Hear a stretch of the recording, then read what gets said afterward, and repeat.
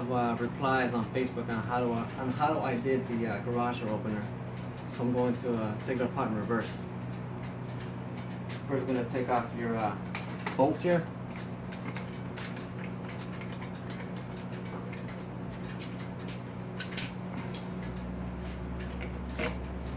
Remove this guy. It's just zip tied in place. Nothing fancy, nothing special. And then I'm going to take this apart to show you how it is inside. This is your standard remote control for a garage. I had them laying around in my toolbox. So I took it apart. Finding the switch that actually sends the signal. And wire the switch to it. You can find the switch at Radio Shack, nothing fancy. And by pushing the switch, activates the garage door.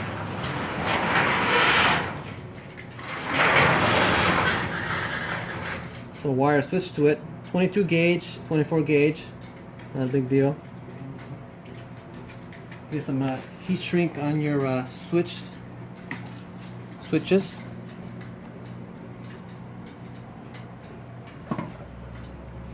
And it gives you a clean look with no exposed wires like those $200 kits you can buy online.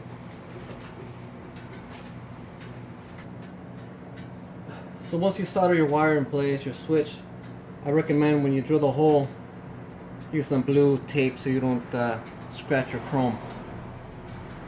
Put this guy back together, snaps in place very easily. Put your screw back in.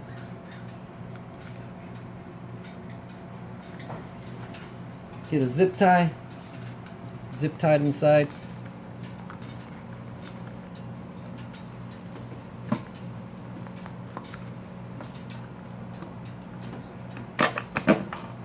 Put it back together.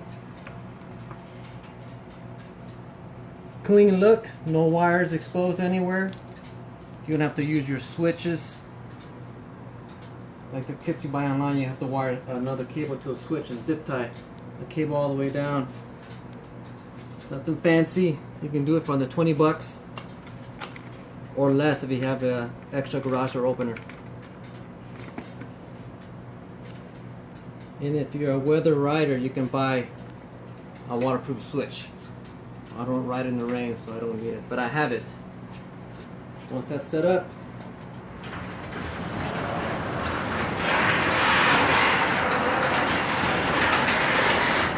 up and down.